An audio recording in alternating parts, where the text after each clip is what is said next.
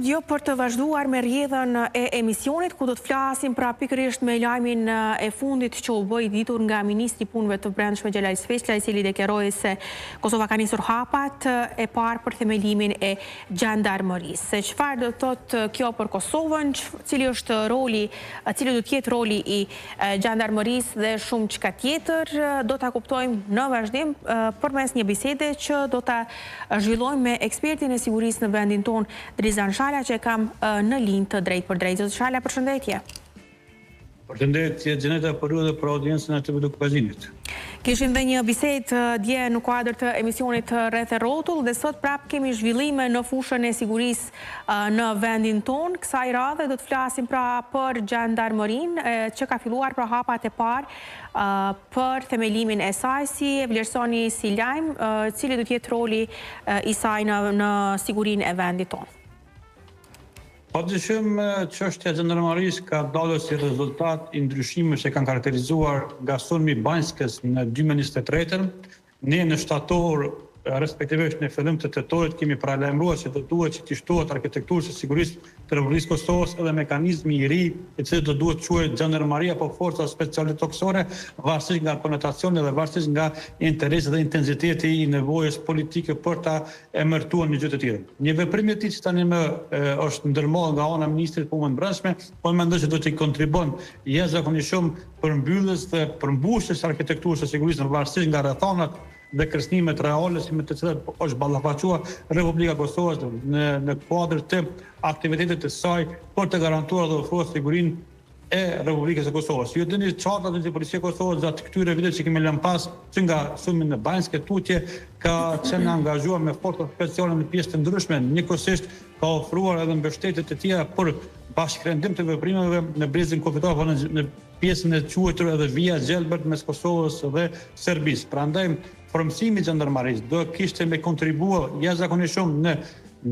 mbi ngarkesën policore që tani më vesh se është me strukturat e saj në pjesë të ndryshme të Republikës Kosovës në pjesën kufitore, dhe njëkohësisht do kishte më mundësuar që të ketë akses të caktuar në mjetet të ushtrisë së Kosovës për ta përmbushur misionin dhe mandatin me të cilin do të ballafaqohet dhe do të angazhohet sipas projeksionit të paraparë nga ana e Ministrisë të Punëve të Brendshme. Ndërkaq si procedurë, pra veç se jemi në hapat e parë, sa do të marrë kohë dhe si do të jetë mënyra e organizimit të saj?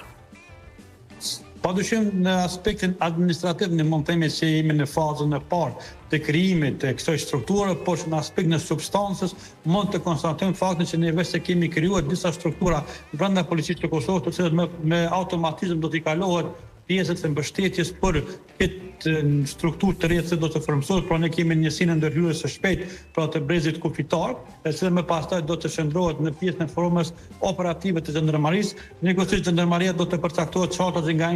intensiteti dhe interesi i përcaktimit vertikal të mbikëqyrjes nga ana e autoriteteve civile, me qenë se kjo nismë ka filluar nga ana e Ministrisë së Punëve të Brendshme, kjo nënkuptohet se do të jetë varëse e Ministrisë së Punëve të Brendshme dhe asnjë Ministrisë së Mbrojtjes, ku disa shtete kanë Ministrinë e Mbrojtjes si element kyç, po që në fakt në këtë segment ne tani më do të nisim drejtim të asaj që tani më vesh se kanë shtete të tjera perëndimore.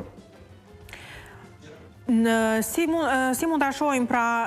gjandarmërinë në të ardhmen, ku do të jenë pikat pra ku ajo duhet të ndërhyjë, domethënë më specifikisht cila do të jetë puna e saj, domethënë një shpjegim që mund të bëhet publikut. Gjandarmeria e Republikës Kosovës do të jetë fokusuar kryesisht në brezin kufitor me shtetet fqinje me të cilat kufizohet Republika e Kosovës, do të jetë angazhuar si forcë speciale në ofrimin dhe garantimin e bllokimit të kontrabandës, krimit të organizuar ndërkufitor, për njëkohësisht edhe ofrimit të sigurisë, bazë për sigurinë nacionale apo kombëtare të Republikës Kosovës. Ndërkaq sa i përket menaxhimit të saj, pra po mbetet në kuadër të Ministrisë së Punëve të Brendshme, kjo mënyrë është, ky shembull domethënë është që ndjeket edhe nga vendet e tjera, apo është vetëm është zgjedhur kështu vetëm në vendin tonë?